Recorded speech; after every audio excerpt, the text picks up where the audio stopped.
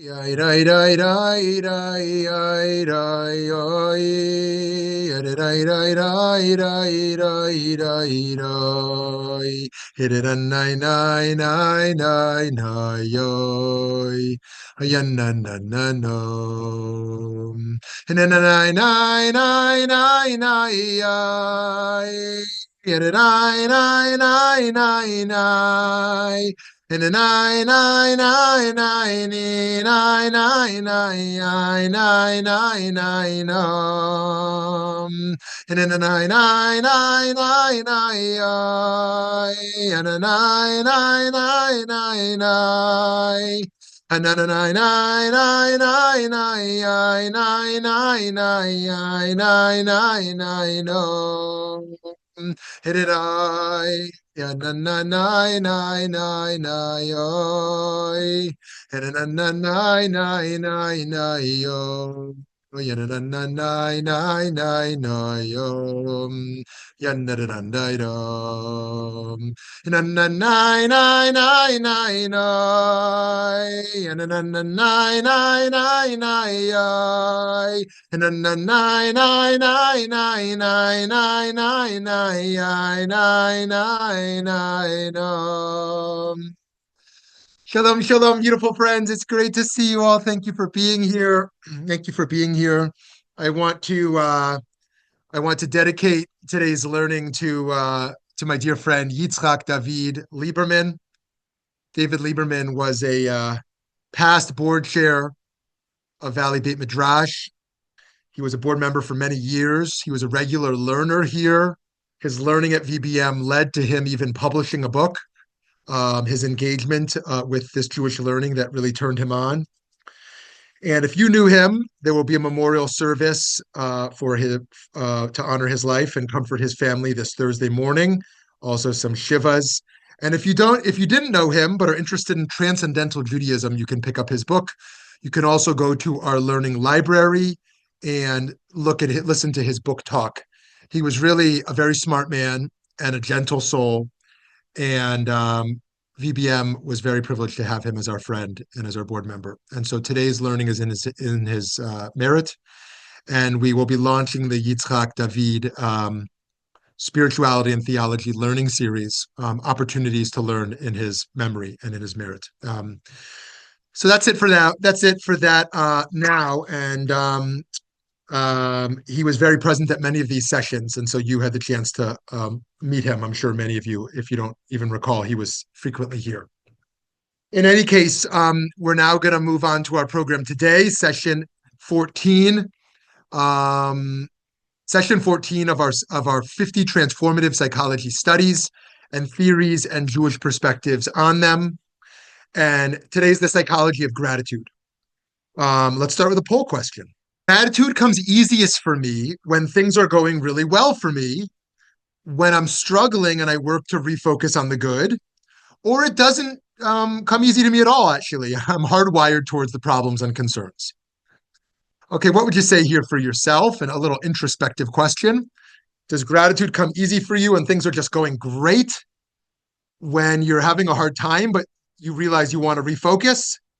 Or it doesn't come easy at all? You're kind of hardwired towards that negative. Okay, wow, very split. 25% say gratitude comes easiest for them when things are going really great. 50% say when they're struggling, it helps them to kind of remind themselves to kind of pull themselves out of that rut, to kind of try to refocus.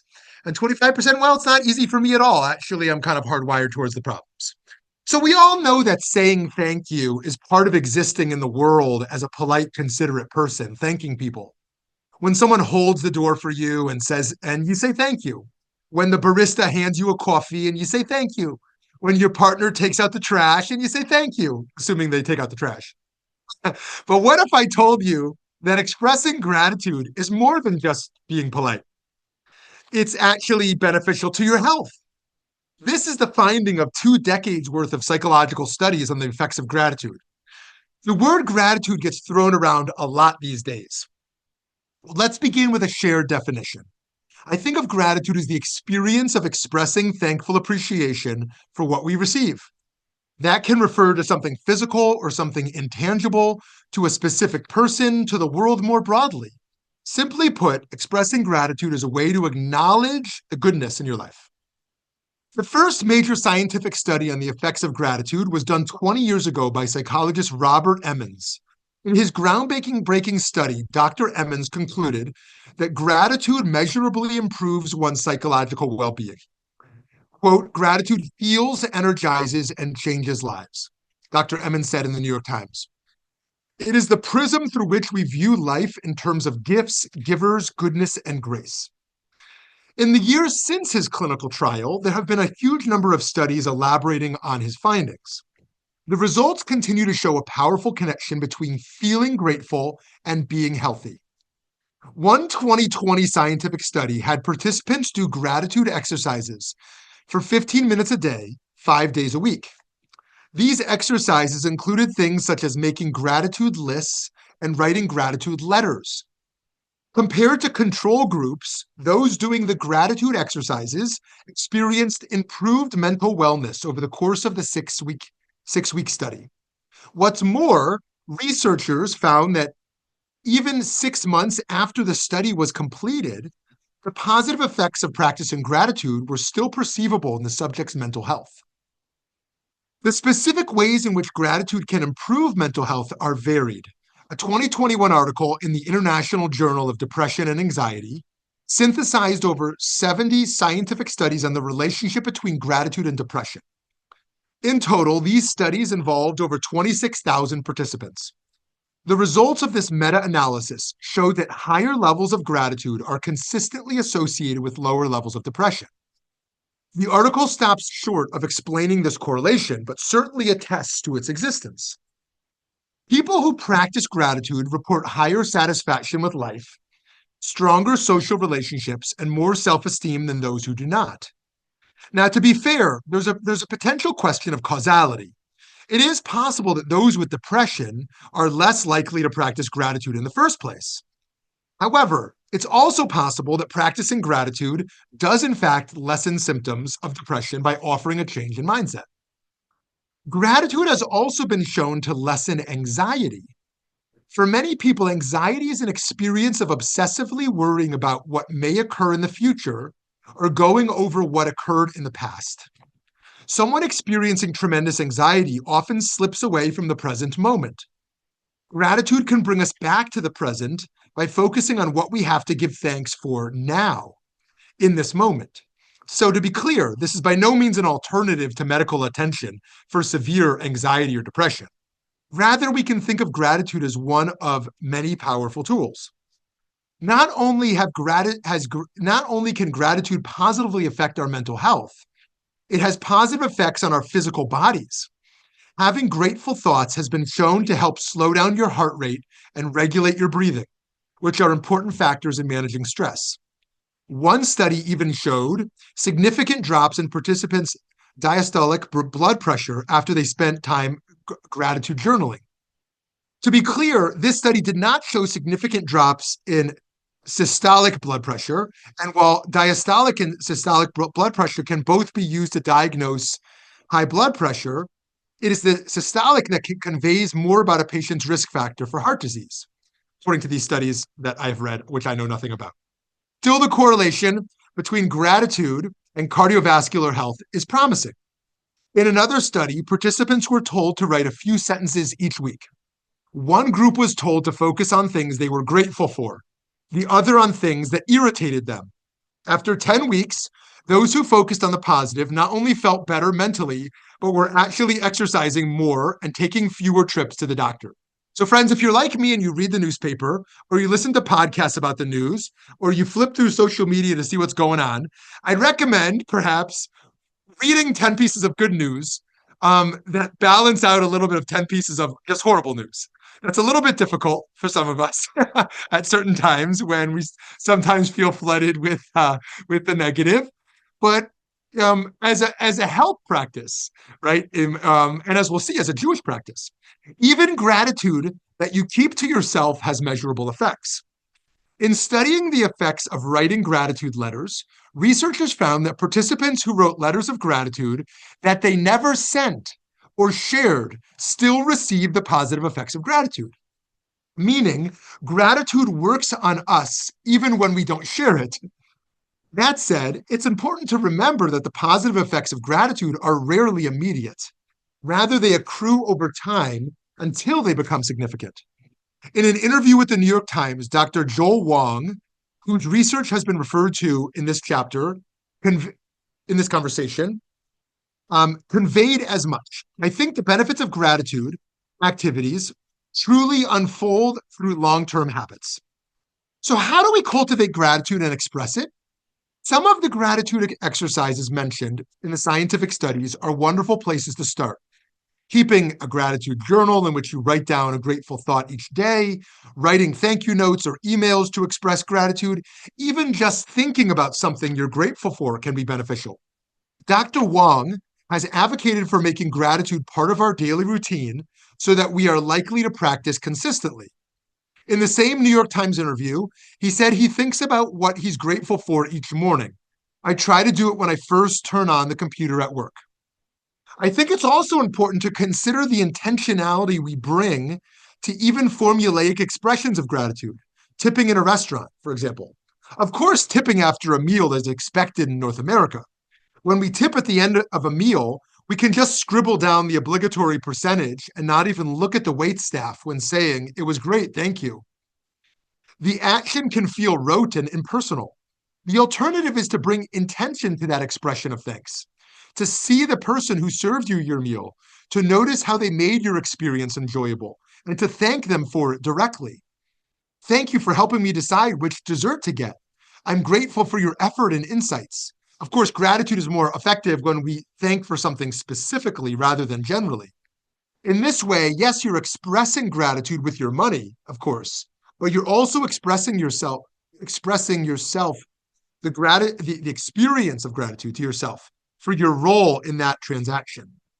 When we give thanks, we remind ourselves that the source of the goodness in our lives is often outside of us. In this way, we might consider practicing gratitude to be akin to prayer, in that we're connecting to something larger than any one person. Perhaps it's no surprise that so much of our tefillah, our prayers as Jews, center around expressing gratitude to God. For Jews who pray in the morning, the very first words we say of gratitude, modeh or moda, ani lefanecha, I give thanks before you. We go on to express gratitude that God has returned our soul to our body, following the tradition that our souls leave our bodies in sleep. And each morning, God returns them to ourselves, returns ourselves to ourselves. Even if we are not the praying type, taking time to meditate on gratitude each morning offers the same opportunity to enter the day with a positive perspective, rewiring our brain away from focusing on what makes us anxious and onto the good. Jewish sacred texts are steeped in gratitude. Right from the beginning, just 4 lines into the Torah, in Bereshit, we read, God saw that the light was good. Regarding the verb to see, here the commentator Ibn Ezra clarifies that God saw can be understood as God perceived, a use of the verb to see that is evidenced elsewhere in the Torah. In this moment, mid-creation, the Creator is recognizing goodness. In Hebrew, when we talk about gratitude, we talk about hakarat hatov is the phrase, literally recognizing the good, hakarat hatov. In Genesis 1:4, we see God modeling hakarat hatov for us by acknowledging the goodness of creation, right? It could have just said, God created, and it was good. But it says God saw that it was good, reminding us not just to make good, but to see the good in it. The first human to express gratitude in the Torah, anyone remember, is generally agreed to be the matriarch Leah. After conceiving and giving birth to a 4th son, Leah says, this time, Odeh, I will thank God. And what does Leah name this son? Yehudah. As you can see in the italicized Hebrew, the word for I will give thanks, Odeh, and the name Yehudah have the same root, Yud Daled Hey. This is the Hebrew root related to giving thanks and praise. It's the same root found in our morning tefillah, modeh or moda ani lefanecha, melech chai v'kayam. The root also yields words such as hoda'ah or toda, thankful, and the modern Hebrew toda, thank you. Leah gives her son a name that speaks to gratitude and praise. This is the essence of the bracha that Yaakov will eventually give Yehuda later in Bereshit. You, O Yehuda, your brothers will praise you. This is also why we, the Jewish people, are called Yehudim. We are the people of gratitude. Right? How amazing that the name for the Jews is people of gratitude. Talmudic era Midrash confirms this, noting, after all, a Jew does not say, I am a Ruveni or a Shimoni, but they say, I'm a Yehudi. Right? Why are we of the tribe of Judah?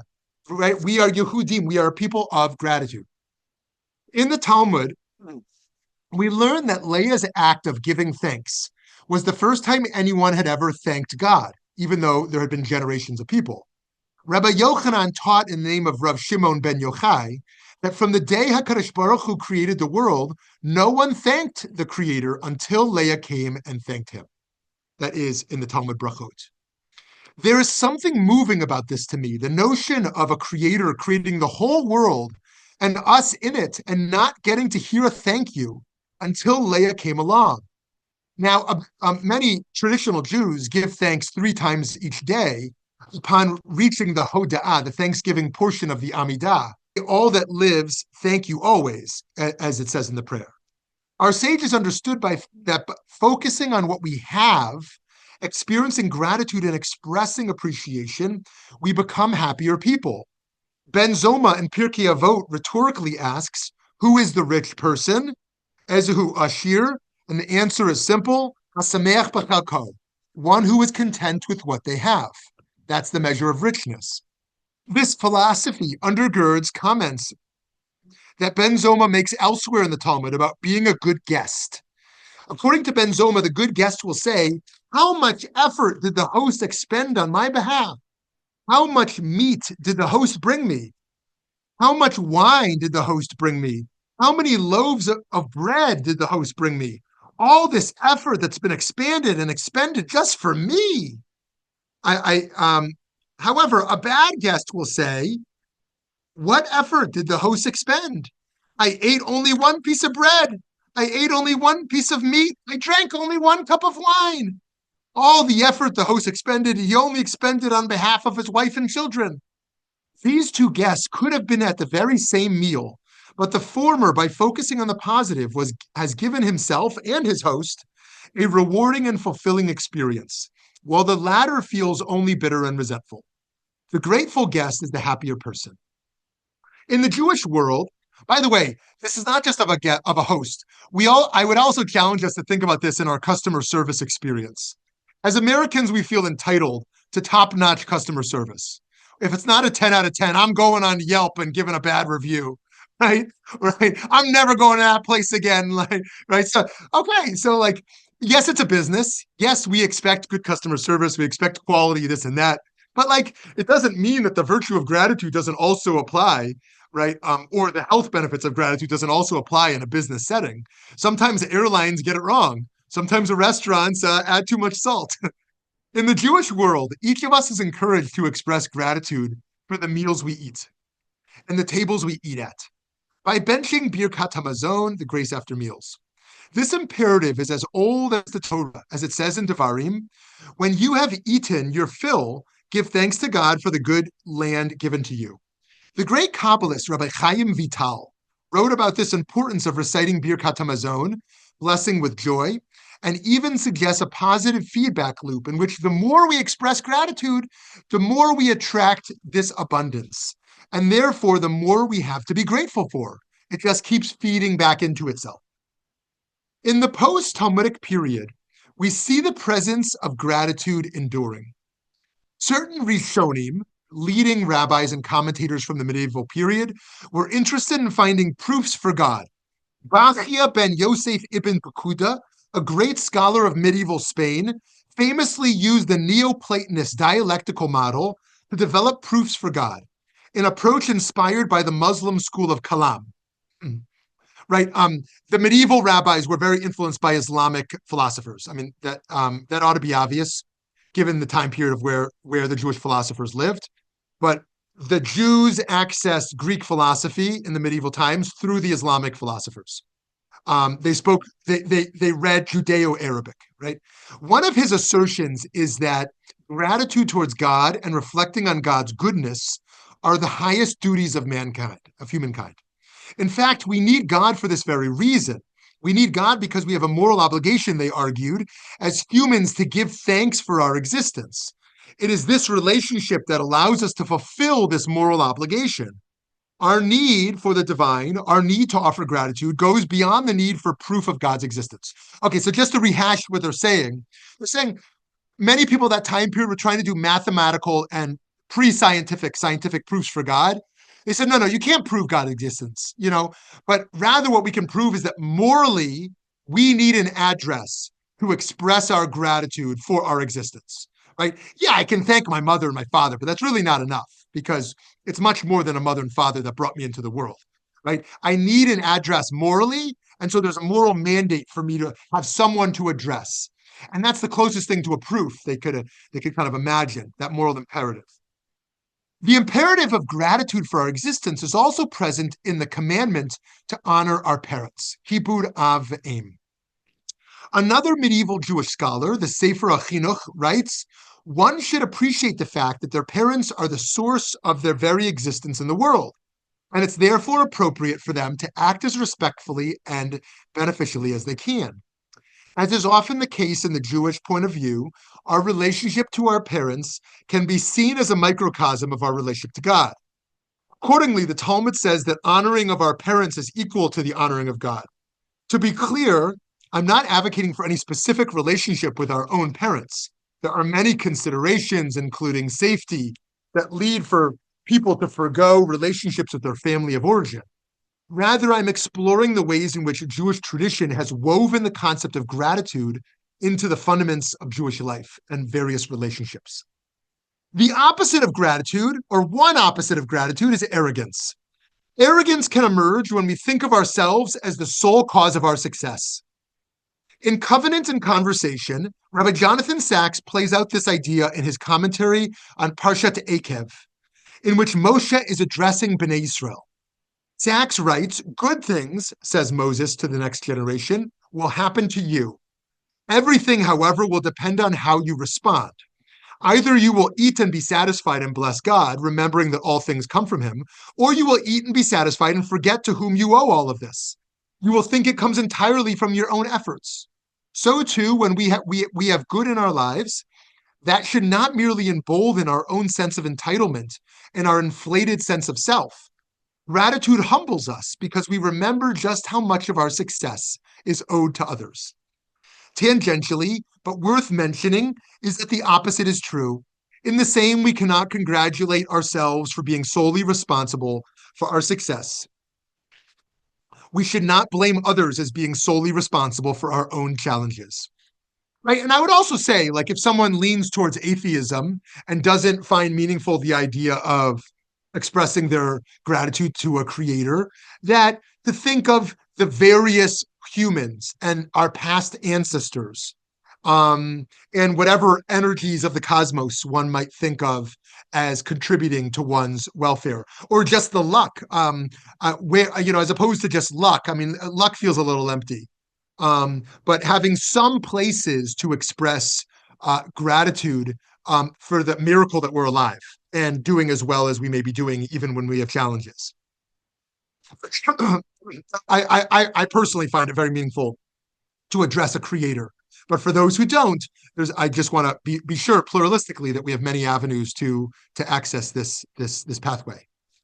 I often think about how my own ability to prosper as an American is owed in part to the stability of the country I live in. Hard to speak of these days. That's how I personally understand paying taxes. Paying my taxes is not only my civic responsibility, it's also a way of acknowledging that the structures of my society are what enable me to prosper. Taxes are a form of gratitude.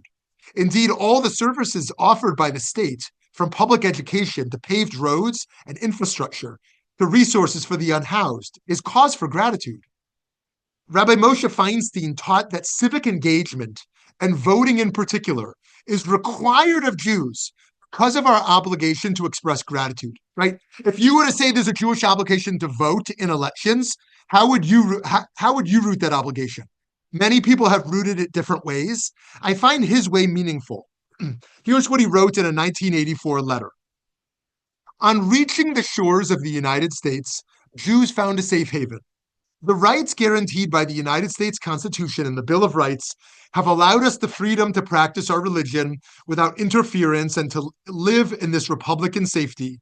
A fundamental principle of Judaism is hakaras hatov, recognizing benefits afforded us and giving expression to our appreciation.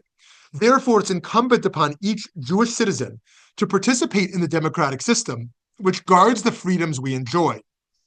The most fundamental responsibility of each individual is to register and to vote. Now, he was a black hat Orthodox Jew.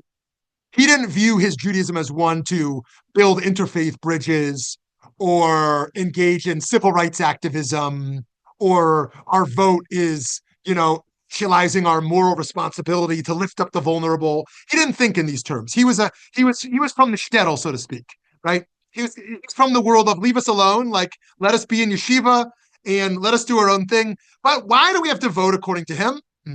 Because I have freedom and I'm really grateful for the freedom I have.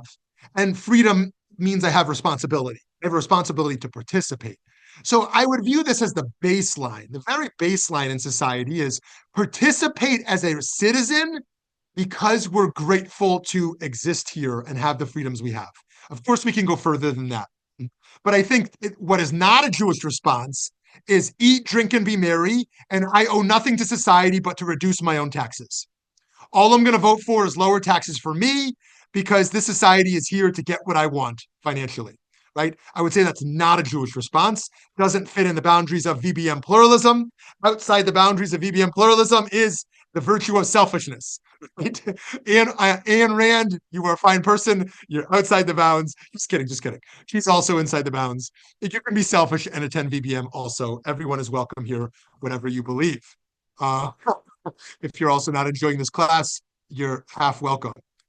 Rabbi Feinstein is offering us a different way of looking at citizenship, where our orientation is not towards bitter entitlement and blame, but towards gratitude for the structures that offer security on the national and local levels, right? There's a lot of bitterment in politics that someone is getting ahead and I'm not.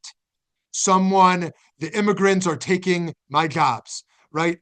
People of color are advancing and I'm not, right? Some sense that women are rising and I as a man am not, right? A sense that there's a scarcity mentality and I'm bitter that the system is helping some and not helping others. Of course, I want to validate those who feel that. It is very valid to feel afraid when groups are rising and you feel your group is not.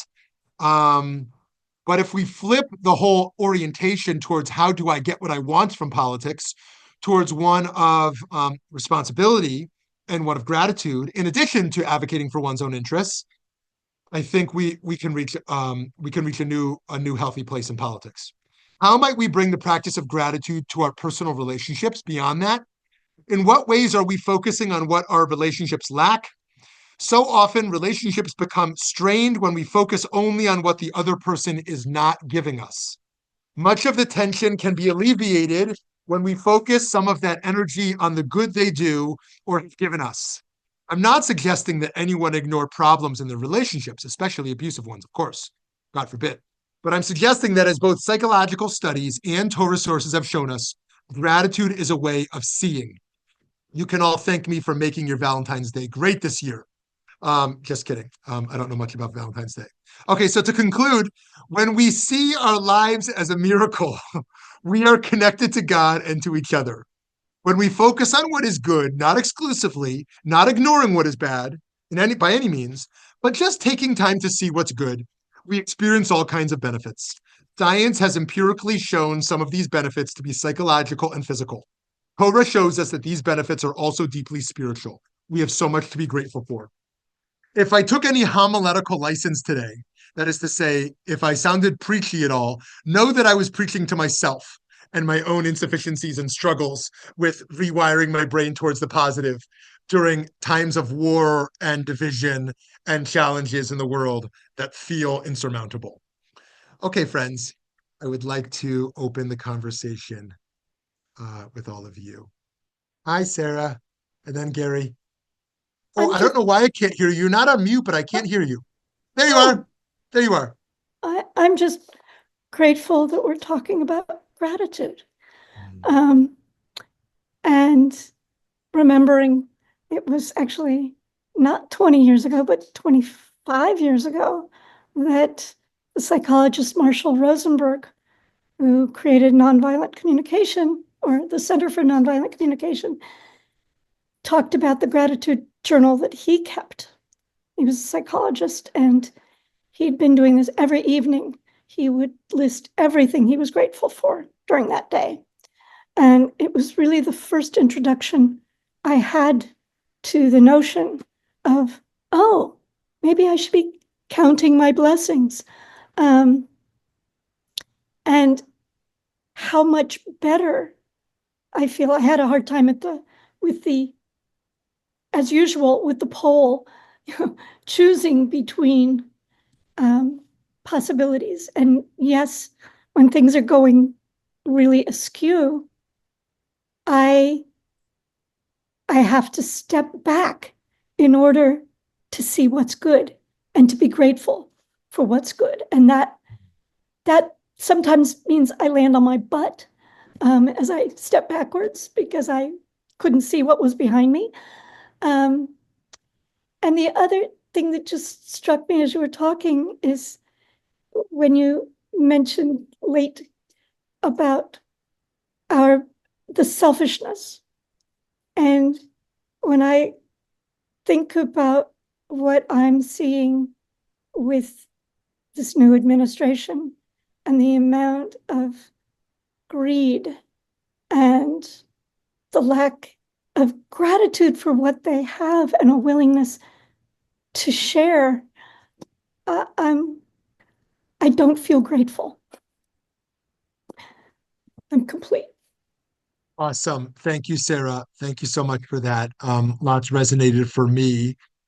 Um, I will raise the question if, and I'm not talking about the administration here, but if it is possible for us to cultivate gratitude towards problematic people um, and problematic history. Today, people want history to be very black and white. Like Columbus was either all good and a saint or total evil villain, right? Or the indigenous people were either totally innocent and the most virtuous, or or they were barbarians. And history is always far more complex of who we're talking about in the various figures, and it is possible to to look at all the problems of moral problems of American history and also feel deep gratitude to for American history and what's been built here. That seems really difficult for a lot of people who are immersed in one side or the other. And I would dare say that with some problematic politicians, it may also be possible in some rare moments um, to hold a disdain and a resistance, and also find a moment where we can say, without public celebration, I feel a moment of gratitude that X occurred, even if I'm not a fan of who just did this. Like it is possible for bad people to produce something good, even if it's not, their intention. So, yeah, Sarah, go ahead. And to remember that we are all still created in the image of God, and Yes. that um, and that what the actions we're seeing, we can disdain. We don't have to disdain the human, um, and that it reminds us we still have work to do. Mm-hmm. And grateful that this person has brought it forward for me so I can see I have work to do. Thank you. Thank you. Yeah, that's very well said. And I would just add one point, that, if we look at our own healing from challenging relationships in the past, I think it is possible to hold a healing journey that's honest, while also being able to feel some gratitude. Imagine a really bad divorce where one feels just so much hatred for a person. To get to a place where one could also be grateful for some of the good they provided, is easier said than done, but worth thinking about. Okay, yes, Gary. Go on to Aglaya. Okay, Aglaya. Hi. Okay, so okay, two things. One, the first thing is I was thinking about the like at the beginning of Genesis where they're talking, well, like when they're talking about, well, is the tree, like knowledge of good and evil, good and bad, and everything, or good and bad. It's a long story. I got into a discussion about this, and so we're going through the meanings of each one, like evil versus what is exactly as bad. Well, I ended up bringing up, well, what if you couldn't judge things as good or bad? Like, say, for instance, you wouldn't be able to judge whether or not your Mercedes is a good car until you compare it to a Rolls Royce. And then you start feeling bad about the Mercedes because now it's not as good as the Rolls Royce. Well, what if you couldn't do that? You'd just be happy that you'd have a car, wouldn't you? Not necessarily, but you get the idea. But the other thing, though, is probably this is more important, though. But anyway, though, okay, here's the quote. Okay, I had always heard that your entire life flashes in front of your eyes the second before you die. First of all, that 1 second isn't a second at all. It stretches on forever like an ocean of time. For me, it was lying on my back at Boy Scout camp, watching falling stars and yellow leaves from the maple trees that lined our street, or my grandmother's hands, the way her skin felt seemed like paper. And the first time I saw my cousin Tony's brand new Firebird and Janie and Carolyn. I guess I could be pretty pissed off about what happened to me, but it's hard to say mad when there's so much beauty in the world. Sometimes I feel like I'm seeing it all at once and it's too much. My heart fills up like a balloon that's about to burst. And then I remember to relax and and stop trying to hold on to it. And then it flows through me like rain, and I can't feel anything but gratitude for every single moment of my stupid little life. You have no idea what I'm talking about, I'm sure, but don't worry, you will someday. Now, I'm really sorry if it offends anyone that I brought up, the movie American Beauty. But that I remember that particular monologue standing out to me because he's dead now and he's explaining, okay, I've gone through this whole movie and trying to find something and then it was right there in front of me the whole time and I didn't realize it until it was too late. Now, at one point in time in my life, like different points in times in my life when I was, like everything sucks, I'm trying to find something, nothing's making me happy, blah, blah, blah, blah, blah. And then one time it just dawned on me, like, okay, if I have to find something to be grateful for in this moment, I looked around, and I saw, oh, I see colors in this room. Well, I'm grateful for the colors in this room because they're pretty colors. Okay. And then you can just build from there. Now, why am I bringing this up? Because I've actually explained that to people before, and they were like, oh, baloney, that's not going to work. Like, it's absolutely not going to work. Now, I don't know if it's just something weird, like a quirk about me that I can actually like get happy because I see colors or something like that though, or if it's just something, are you intending to make yourself feel better? And have you already like defeated yourself and saying, well, everything is so bad that even colors aren't good anymore, if that makes sense. So it kind of ties them together. I'm not really explaining it well though, but yeah. Mm. Yeah. Awesome. Aglaya, thank you. Thank you. I love that. And if others have tools to share or perspectives you have that can kind of pull you out, I would love to hear that. I would also love some parenting advice from anyone here, who wants to share, because last week the kids at my kids' school were Googling the houses of the students, and they all found my son's house and were making fun of him, laughing at him that he lived in such a small house.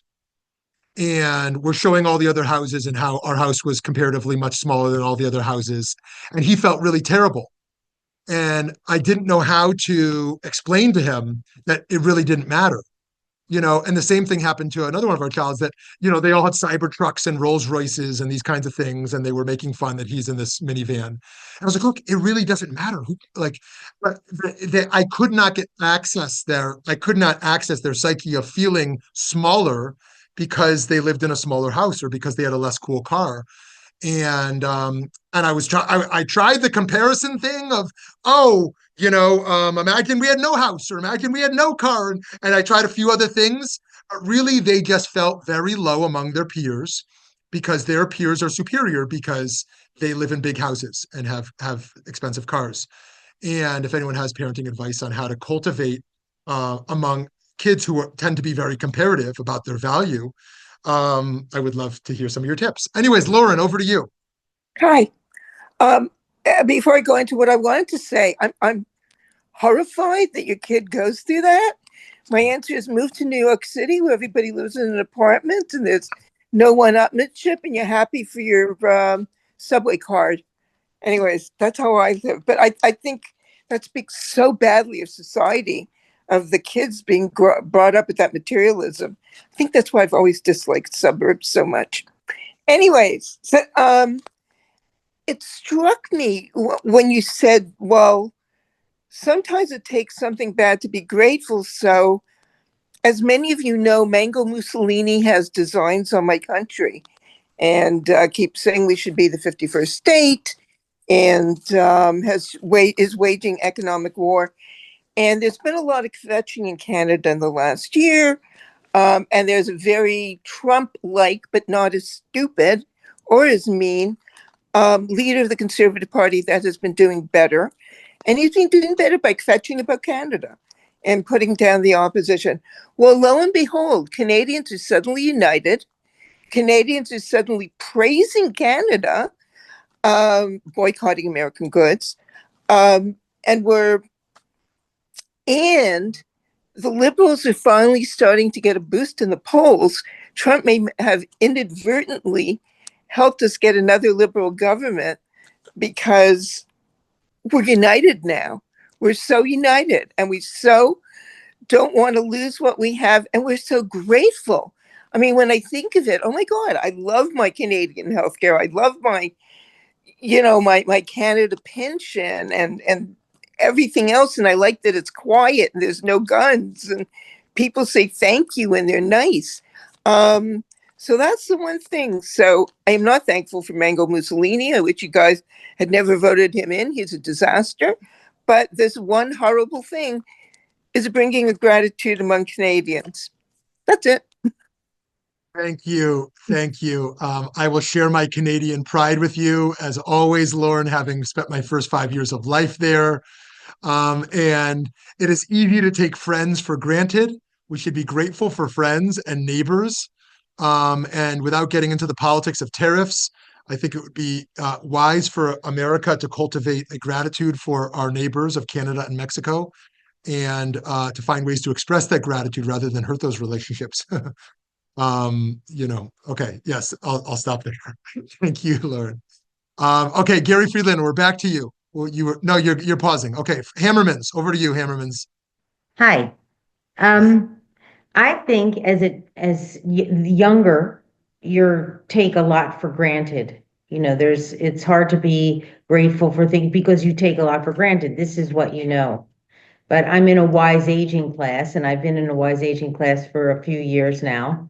I think gratitude is one of the things that we kind of automatically fall into talking about when we're not complaining about something else. But I mean, by and large, we talk about the gratitude of being alive and healthy and all of those things. So, I mean, Stan just asked me as a result of your talk, what I'm grateful, what I'm grateful for. And I said, well, I think I'm grateful every single day, just because the older I get, I think the more I appreciate what I've earned and strived for and succeeded in, más o menos. So, I don't know. I think I'd never given it much thought until you talked about it, but we do talk a lot about this in our class. Is getting older is something to be grateful for. Beautiful. I love that, Cheryl. Thank you so much. Stan, you want to add while we're on you? No. Okay, we'll come back to you. Thankfully, no. Awesome. All right, who have we? Ken, I think your hand went up, right, Ken? Yes, thank you. Thank you, Cheryl. Love that. It's interesting to think about, I mean, the whole panoply of what you talked about, from the psychological to the Jewish in that talk, and it was really wonderful. I want to say I'm grateful for that. Because it really did strike a chord with me. It's interesting when I think about my own life. I notice gratefulness for things that are mostly personal and close by, and I feel less grateful for the big things. And I think that a lot of that comes from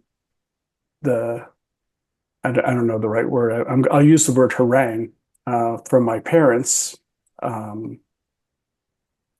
who, having escaped from Germany in 1938, had this. It had a very negative attitude towards God because they blamed. They were, how can we have a God who would allow this to happen? And so they essentially gave up their Judaism when they were gratefully allowed to come to America. But they always, one of the lessons that they always taught was that you should be grateful for America. It's a wonderful place, but we didn't think it could happen to us in Germany, and you always have to be prepared that it could happen to you anywhere. And in the last 10 years, it's more and more obvious that it can happen to us anywhere. And so it becomes harder to be continually grateful for the country that we're in, despite its still relative freedom. We're much lower on the freedom scale than we were 20 years ago, I think, much lower on the democracy scale than we were 20 years ago. And so it's an interesting sort of dichotomy in my mind of how one reconciles, the good life that, for the most part, that people have in America with the slow rot that has occurred, I would say, over the last 45 years, in the increasing selfishness, the increasing lack of cohesion in society. So it's an interesting thing that one has to actually search in many ways to find things to be grateful for now. Okay, awesome.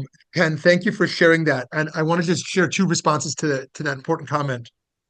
And thanks, Lauren, for weighing in on that as well. One is that I hope what we hear when we're looking at one virtue as it pertains to psychological disposition is never that this is the answer, but rather that it's one piece of a much broader puzzle. And so a type of gratitude, like a type of toxic positivity, a type that was just full of only seeing good, I think would be empty. To not be alarmed, to not be critical thinking, to not be able to name evil, right? I think that this is balanced alongside a number of other approaches. So that's the first thing I want to say. And then the second thing I want to say is that I think to exactly what you were saying, the rise in greed, for example, in terms of how we might view economic justice issues and the like, I think that gratitude is a form of political resistance, a form of pushback on the very system that's pushing that greed. That type of greed that we don't have enough. For me to stay in my job as a CEO, I have to show constant growth. For me to lead America, I need to show that GDP is constantly growing. Growth, growth, growth, never enough, right? There needs to be constant growth for this to matter, right? If the stock market's not growing every month, it's all wrong. That we have to constantly show this. And I think that this orientation towards gratitude, contentment, satiation, having enough is exactly the resistance to this type of zeitgeist that has emerged. And so, yes, gratitude is just one piece of it all, but I think it's a really important part as to what's being produced in a culture of disillusionment, entitlement, resentment, embitterment, blame politics. That we can build bridges when we have this positive orientation. So thank you, Ken, for opening that. Yeah, Matthew, over to you, Matthew. Okay, interesting comment. Studies show that the endorphin high of the new home or the new car doesn't last very long. One. Two is when you have so many experiences, they lose their value in terms of gratitude. There's a young man we know back east who, because he was the adult in the room, i.e., he's now 50, at numerous White House functions under President Biden with his company and others, came Halloween. Who has kids who would appreciate going to the White House Halloween party? And he took his kids, and it was really special. And then he let me know that he had an invitation to the Hanukkah party this year. And he was thinking of taking his children, because who knows with the new president whether it's ever going to happen again. And my comment to him was, you can do what you want, but won't that dilute it that your kids who are 9 years old will think they get to go to the White House all the time? And he actually did not go to the Hanukkah party so the kids could appreciate and be grateful for the first trip down to the White House. I think people just, at what point in time do you have too many bedrooms, too many bathrooms? It's very hard. Our granddaughter went to a very, very fancy school in LA, where one of her friends, his first car was a brand new Mercedes convertible at 16 years old. And it wears off. Like, how do you teach gratitude in this divisive world of consumerism? And I think that's what you talked about last week. So just some random thoughts. I don't know if they have any value. So. Yeah, great. Thank you. Good. And I see that sparked something for Gary as well. So in a moment, we'll engage Gary. But just one other thought that I also came up as you're saying that, we talked earlier about how gratitude is good for our health, even if there's no recipient. But I want to flip the other way now, too, that it's not important just to express gratitude to people, but to actually make people feel appreciated, right? In a way that works for them, right? We might just think saying thank you or something really does it, but people feel appreciated in very different ways of feeling seen, of feeling acknowledged, of feeling taken care of. And so one activity we might do is not just say, oh, what are 5 other ways I can express gratitude? But who are 5 relationships and what are the unique ways those people need to feel appreciated, to feel that you actually are grateful for them? It's not so easy to do. Sometimes we have to actually ask them, what kinds of things do I do that actually make you feel appreciated? Yeah, so Gary, over to you. Good morning, everyone. I wanted to go back a little bit of this gratitude, since we're talking about it, in a perspective that, since we've become, I think you mentioned it earlier, as we've gotten so busy in our societies as through work or other issues, we really don't have time to smell the roses. We've become a me-oriented society, and so we don't really have a chance really to think of gratitude. I mean, do we take a walk and smell the roses and, see the beautiful trees that are there every day, but we never find the time to be thankful, be gratitude. And we go to Starbucks and we give them our credit card and we Zoom, we tap and out we go. We've lost the ability, or we haven't lost the ability, we have lost the thoughtfulness, gratitude of saying thank you, of communicating. We cocoon on Zoom meetings. We don't meet anybody. I'm always happy to see where'd Matthew go when we do meet in a public forum for lectures and things? It's really you could go from day to day without even seeing or talking to anybody unreal. And so I think that that has created some sense of not being grateful and thankful for what we do because we get caught up in the busy world, and that's only getting worse and not better. And I just find it interesting that so where do we find this space to remind us? And I'm always reminded that in Morning Minyan, there's that whole section where we are thankful for some of the smallest things, like having my particular organs working when they're supposed to work and not working when they don't supposed to work, and on and on and on. I don't know, there's like 24 of them. I forget what that whole section is called. But if we don't find a place to remind us of what happens in life, and to remind us on a day-to-day basis, then I think it's easy to get back into a system of not being aware of what we need to do or should be doing, even the minutest little things. So that was my comment. The last thing I just want to say one real quick about you mentioned about government, and what quickly is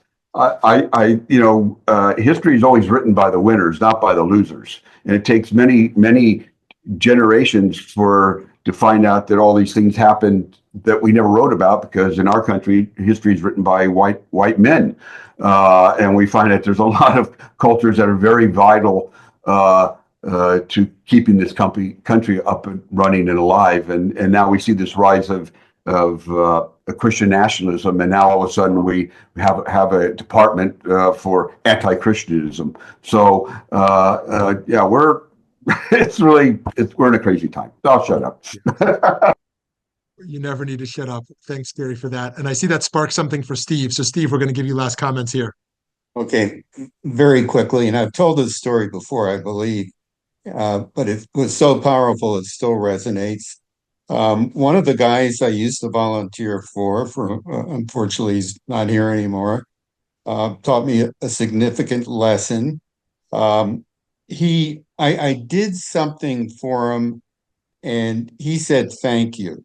Much older than me guy, even at this age. He was about 95. And he thanked me, and I said, no, let me thank you, because in doing that good deed, you allowed me to do a mitzvah. He said, no, please let me thank you, because in the end, there is not much else I can do and still feel part of of life's big equation. Let me thank you. And so that really inculcated in me a sense of how important gratitude was. That's great, Steve. I love that. You sparked for me another question I often think about of how willing should we be to be the receiver of another's thanks? And on a basic level, the easy answer feels to me like, yes, that's giving a gift to someone else to enable them to be able to express it. But additionally, I remember having a debate with someone I used to travel with. Should you accept everything that's offered to you? And his view was, yes, they've offered something, so you accept it. They give you a ride, they offer you a meal, they offer you that. I said, no, sometimes a good host offers you more than you need to accept. Like, you don't have to accept everything offered to you, So what's the balance between being able to receive and give the giver the chance to give their thanks and appreciation, and also preserving the giver as well. Okay, so much more to discuss. Next week we'll be in a very different place. We'll be in Ernest Becker and the Denial of Death. I like to ping pong it back and forth in a psychology series of very different approaches. So I'll look forward to talking about mortality with you next week if you're with us. Have a beautiful day, everyone. Thanks so much.